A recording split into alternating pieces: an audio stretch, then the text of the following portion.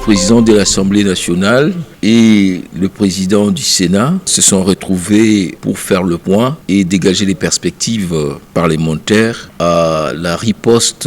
que le pouvoir législatif va apporter à la situation grave créée par l'occupation de notre pays, par son invasion, son agression par le Rwanda avec ses supplétifs du M23 qui, le 27 janvier, ont occupé la ville de Goma. À la suite de cette grave violation du droit international et de notre intégrité territoriale, que le président de la République, qui a reçu les deux présidents de chambre le 27 janvier, a ensuite accordé une audience à ces deux hauts responsables de la République. Il devait donc y avoir une réunion de concertation entre les deux présidents et ensuite, dans la foulée, la réunion de la conférence des présidents de l'Assemblée nationale. Au cours de cette réunion, convoquée par le président de l'Assemblée nationale, deux points importants ont été inscrits à l'ordre du jour. Le premier point, c'est le rapport ou la communication du président sur tous les contacts politiques et diplomatiques qu'il a eus, et ensuite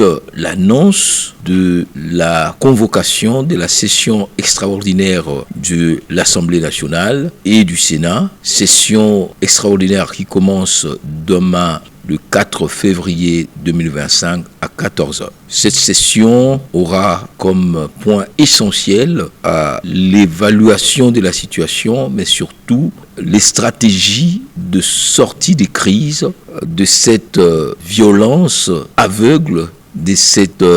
guerre que nous subissons depuis 30 ans à l'est de notre territoire et qui met en danger l'ensemble de la région de Grand Lac. Donc, les députés sont convoqués en session extraordinaire à partir de demain 4 février à 14h pour avoir l'état des lieux de la situation, mais surtout proposer une voie de sortie politique et diplomatique, étant entendu que les schémas opérationnels et militaires est de la compétence du commandant suprême des forces armées. Sur ce point, dans les discussions, il s'est dégagé un élément important. L'impératif de la cohésion nationale, l'impératif de l'adhésion de tous les peuples congolais à cette volonté de protéger notre territoire, de faire cesser cette guerre injuste autour du président de la République, chef de l'État et commandant suprême des forces armées de la République démocratique du Congo. À côté de ces points essentiels, le Parlement abordera un point secondaire, à savoir la prestation des serments